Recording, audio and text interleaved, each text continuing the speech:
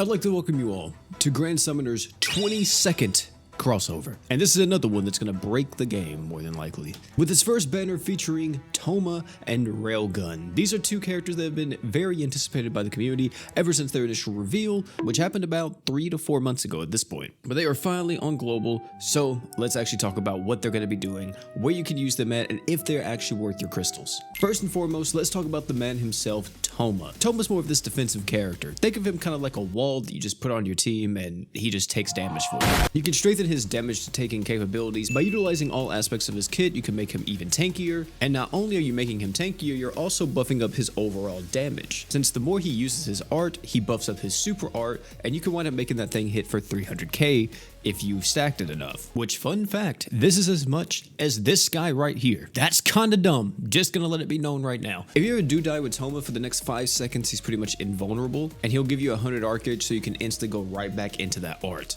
Another thing that will stop most tanks as well is any kind of stats effects like freeze and paralysis, but Toma has the indomitable fighting spirit, which gives him flinch res, and that translates to 100% paralysis, 100% freeze. In some pieces of content he may not be the best in, especially considering that he is mainly very good against magic res fights, which thankfully a good amount of bosses that you fight in this game, their arts are actually magic. Also, if you consider the fact that if you use his true weapon, you're getting even more DR, and if you can get a level 4 Truth of Eternity crest on him, that's going to be even more beneficial. I would prioritize using him mainly in magic fights, since that's where we're going to make the most of his kit. The only real issue that Toma will have in certain in-game fights will be if he fights any boss that's able to apply a ton of damage res downs, since he has no way to cleanse it like Kirisame, so he could get stomped pretty hard against those fights. And another thing is too is that you want to use another character with a defense item or something else just to make him even tankier, because he only has one defense slot.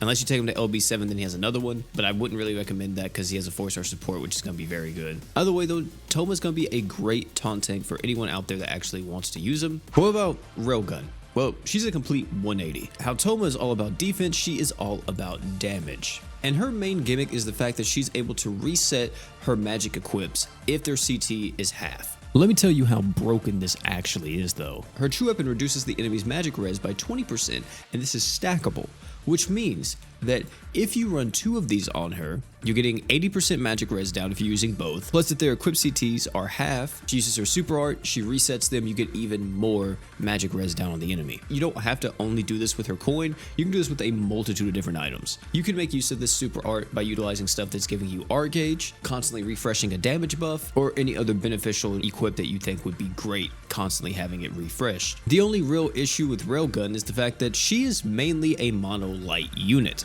If you're someone that doesn't really have a very solid mono light team, I'm talking about characters like Kenshin, Saitama, even like BF Emperor and stuff like that, you probably won't get too much effectiveness out of Railgun. She'll mainly just be more of this nuker kind of attacker for you. Even if you have like a somewhat decent mono light team, if you have to throw some awoken units in there or whatever, she's gonna put in a ton of work for you there. Unfortunately, I guess for newer peeps, she's not the greatest, but if you're someone that's been playing the game for the last 6 months to a year, you might have a pretty solid mono light team you could use her on. So now it is time for the verdict. Should you summon on this banner or should you not? As always with crossovers, since these are the true limited in grand summoners, they will not be coming back unless the crossover itself comes back. It is always worth to go for a summon, especially if you find any of these units actually interesting. For my new peeps, I would highly recommend that you try to pick up Toma if you can, because he's going to be a fantastic unit for you. If you get Railgun in the process, it's not the end of the world. You can still do a lot with her, but in reality, she's not going to be doing too much for the team because she really needs a mono light setup. If you're more of a vet and you think that you need someone like Toma to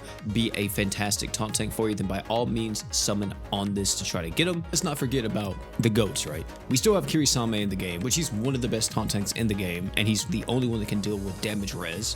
Gamagori is a great option still. Also, if you're looking for a mono water taunt tank, don't forget Thetis not too long ago got his Dream Awakening and became even better. So it's up to you if you really want to go for Toma. He's definitely not a bad unit, but just know that there are other options that you may have at your disposal. Or if you like mono light, then Railgun is absolutely a pickup. But ladies and gentlemen, that's going to be it for this video. Tell me down below if you're going to be summoning on this crossover or if you're going to be skipping. Me, myself, I will be doing a summon video tomorrow, and we'll see what happens in that. Maybe we get something good, maybe not. So if you're hyped for that, stick around to the channel. Also, if you found this video informative, entertaining, whatever the case may be, please make sure you drop a like before you get out of here. But one more thing before you leave too, don't forget to drink water.